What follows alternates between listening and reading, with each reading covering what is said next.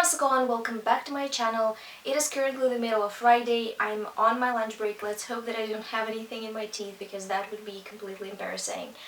I'm here to start a new reading vlog. I was recently denied a vacation from work that I really wanted, so I thought that the only thing that is going to pick up my mood on the weekends is reading a lot of FF romances. We've done a similar video in the past. You seem to enjoy it. I definitely enjoyed it. I already started reading a book while on my break. It is Queerleaders by M.B.Guel. I told you recently that I bought it in my ebook haul video, and I love it. I think this book is incredibly underappreciated. I have not heard anyone reading it. It's very short. I've picked at the audiobook length because I think I'm going to switch to audiobook while working. And it's only 4 hours. It's incredibly funny, and romances are rarely funny, even when they are pitched as rom-coms. It's about this girl who's kind of a nerd and is very unpopular. She is crushing on this top cheerleader in her school, and she's arguing with her friend about it all the time because the cheerleader is super mean. The class starts and the protagonist wants to prove that the girl that she has a crush on deserves to be crushed on because she's very kind actually and has a deep soul. So she writes down all the reasons why she believes that this girl is actually a really good person, and she's trying to pass the note to her friend, but instead the boyfriend of the cheerleader starts collecting the class's homework, picks up her homework with the note and passes it to the teacher. The protagonist is freaking out, of course, and she goes to the teacher to ask for her note, and it isn't there. Of course, it turns out that the boyfriend took it and he outs her to the whole school in the cafeteria. It's incredibly embarrassing because it literally happens in front of her crush. And she gets so pissed off, she says that not only she could get her crush to kiss her, she could get every cheerleader to kiss her. The premise of this is hilarious. It's like reading a Netflix original movie but with queer women. She's getting a little bit drunk on power because somehow she manages to lure all the cheerleaders, and I cannot wait to see what's going to happen. There is this girl that I really want to see her with. Her name is Beth. She's also one of the cheerleaders. I'm not sure that we have a female alternative for this archetype, but she is a female himbo. She's very athletic and popular, but she's a bit of an airhead and is way too kind to be a stereotypical cheerleader. She reminds me a little bit of Brittany from Glee. I'm really showing my age because the show was very popular when I started uni. This is it for the update. I have a few other novels in mind that I would want to check out. I think I'm going to finish this one today for sure because I'm going to listen to the audiobook, and I'm going to start another one. I'm not going to give you the list because we all know how that turns out every single time. I never read anything that I assign myself to read, so we're just going to be very spontaneous. This is the end of this Saturday, and I finished Queerleaders. Absolutely loved it. I think it's the type of book that would be much more popular and talked about if it had one of those super popular graphic covers. Not to say that the one that this book has is absolutely terrible, but I don't feel like it is the prettiest or the prettiest it could be. This book would be so much popular with a different cover. I'm just saying. It's incredibly funny and engaging. The references are a bit outdated for a book that is published in 2020 in my opinion. Queer people do not watch Ellen, especially queer teenagers, but I am willing to forgive this book for the references because it made me cackle out loud.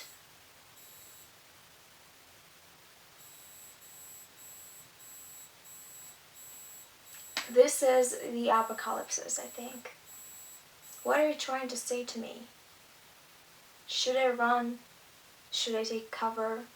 Also, all the movies targeted to teens that came out through Netflix recently had a similar vibe, and I'm just asking, kindly asking, anyone who might have any kind of influence of this to produce and to buy movies like that for queer teenagers too. I just really like this book, and you will see it a lot in my recommendation videos in the future. The book that I picked up next is one that I'm undecided on yet. It's A Roll in the Hay by Lola Keeley.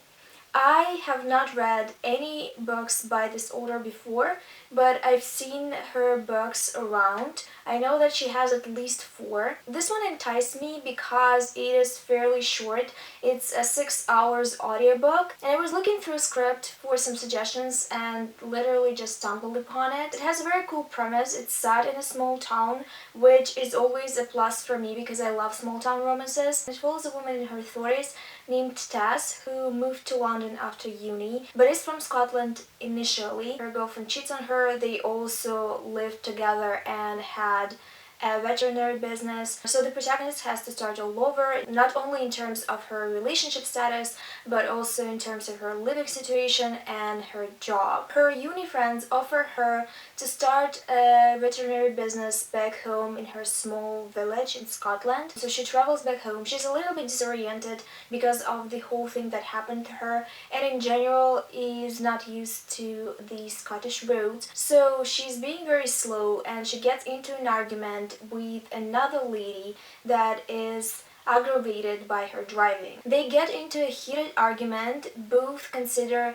the other one an asshole. So when Tess actually arrives to her friends and gets told that Susanna, the lady in question, is actually the landowner and they're renting the clinic, well, the building where the clinic is going to be, from this woman. She is genuinely shocked and a little bit scared because she doesn't want their plan to tank. This is a dislike to love romance. I do not understand how to love part is going to happen yet. They had one decent conversation so far, and before they were just bickering all the time. So I hope that there is going to be a believable turnaround in their relationship. There are some elements in this book that intrigue me and that motivate me to keep listening. Susanna holds a title. She is from a very wealthy family that lost most of their capital, and she married her now deceased husband out of convenience because he was also gay, and they decided that this kind of arrangement is going to serve them both well. And overall they were correct in their assumptions, except her husband's family never quite accepted her, and she now is trying to keep the estate in order. She wants to fix it up a little bit, to make an animal shelter, especially for the horses, because she's a horse girl. I know that everyone laughs about horse girls, there are a lot of memes, but I find that there's something very sexy about horse girls. I don't know if it's the money or the posture or the overall physique. So she has some issues of her own which make her snap a lot because she needs to loan the money for the estate, and her sister-in-law is trying to undermine her at every step. I really like the setting. Small town romances are definitely something that I enjoy. I love the neighbors that are very nosy, but not in a bad way. I know that in real life it usually bad news if the neighbors are nosy, but in romances somehow it's charming. I love that Susanna's PA is a non-binary person. I love that we see more non-binary people and trans people in romances, because everyone who wants a head-turning romance deserves a head-turning romance, in my opinion. Susanna also, I believe, has a bigger body. I'm listening to the audiobook and sometimes details go over my head. I will check it to know for sure, and I'll tell you when I'll finish the book. I'm still pretty excited for it, and I think I'm going to finish it today. And then we'll have maybe 1 or 2 more books in this video. I was watering the plants and I thought the lighting in this room is actually not bad, so let's change the scenery a little bit. Let me just put this tiny one here. I finished reading A Roll in the Hay, and I have to say that I'm not buying it. The romance was underdeveloped, which was something I was afraid of because I've read a good chunk of the book and I still didn't notice any chemistry between the characters or any real development or any real groveling on either of the parts, because when it comes to dislike to love romances, I believe some kind of groveling needs to happen for these people to forgive each other and to see each other as romantic partners, and it just didn't happen. I still loved the setting, I still loved certain elements in this book, and I feel like they deserve to be explored a little bit more in romance. For example, the marriage of convenience between queer men and women. I feel like it's a pretty valid decision for a lot of people that we often don't talk about. A lot of stuff for queer people is centered around coming out, and it's not a viable option for a lot of people. So that part of the book I really liked. I just wasn't impressed with the last 30%. The tension was shoehorned in and the romance itself wasn't deserved. You know what I mean? Sometimes the romance just comes out of nowhere. I don't feel like the genre itself is validating a relationship. There needs to be some work done between the characters, and I miss that. I enjoyed the writing style, I enjoyed the character types, I enjoyed the setting and most of the plot, but I just didn't like the romance. And for that, I'm going to give the book 3 stars because I was more invested in the background romance between these two elderly women, and this book should have made me care about the main characters. I also noticed that in romances, I find it hard to connect to protagonists and main characters that are in their late 30s, early 40s and older, because I'm just not at that stage of my life. Something's not clicking for me when I read a middle-aged romance, and I also don't find them very sexy. I feel like it's also the type of writing that a lot of traditionally published FF romances have. They are edited or written this way. Something about them is just so unsexy. I cannot explain it better. I rarely encounter this issue with self-published FF romances though. Maybe it's how safe they are and I want something more daring. Very sad, I'm giving it 3 stars. It was so promising. I loved the cover.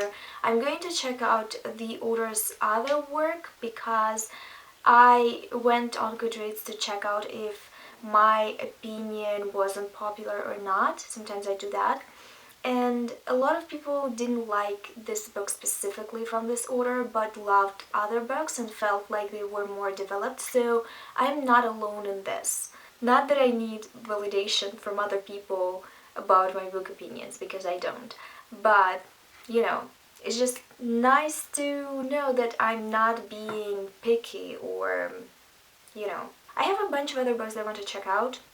Like a lot of books. My list of FF romances is growing every day. I'm constantly buying more and more ebooks and find more and more romances on Scribd. I think I'm going to pick up one shorty and one regular romance. In the end, I decided to read 2 short books, and one of them I really loved. The other one was okay. Let's talk about the one that I've had more issues with, because as usual I have more to talk about when it comes to it. So that was Learning Curves by Ceillie Simkiss. It is a self-published FF novella with a romance set in uni. Usually I love new adult books, especially FF new adult books, because I don't encounter them often, but this one just felt so pointless, and I'll explain why. Perhaps you won't agree with me. It is about Elena, who is Puerto Rican. She's very busy with school and doesn't have many friends. So it seems like a sign that she meets this attractive, very clearly queer girl named Cora, who asks if she can copy Elena's notes from one of the classes they share. Cora turns out to be panromantic asexual, and she gets into this relationship with Elena expecting friendship, but at some point it turns into a romance. The absence of conflict in this book made it weaker. Romance genre has a very simple formula. There has to be people that want to be together but can't be together for a certain reason. They resolve it somewhere in the middle of the book, and before the ending, some kind of secondary conflict has to happen to break them up, so we would have a satisfying happy ending. I think the second conflict can be taken out, but the first conflict cannot be taken out because you won't root for a couple that doesn't have an obstacle. There just wasn't one, and because of that the build-up wasn't satisfying. I wasn't rooting for them because I didn't care. There wasn't an obstacle that I was worried about. I still thought that it was a very cute story, but it felt very fanfiction-y because it broke so many rules, and I wasn't invested in it because I knew that they're going to be together and nothing bad is going to happen to them because there wasn't an obstacle to their relationship. I've been thinking what to give it and decided to settle on 3 stars. I don't think that this novella made many criminal mistakes. I just don't believe that the formula works when you take out conflict out of it. The last book that I want to talk about in this video, I loved. It is Being Hospitable by Meka James.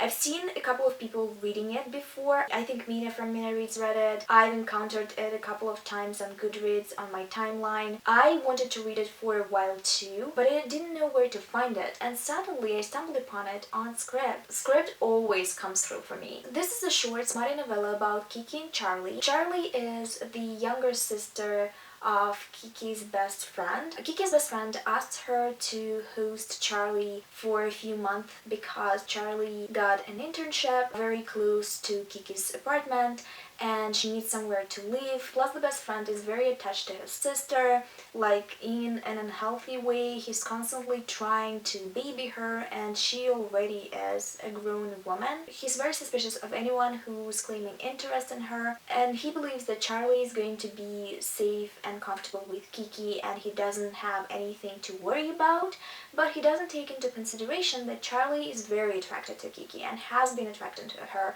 for a very long time, and Charlie is such a mix. She always gets what she wants. This story is short, but it has conflict, it has pining, it has resolution, it has some real sexy scenes. I was into this couple. There was so much chemistry between them.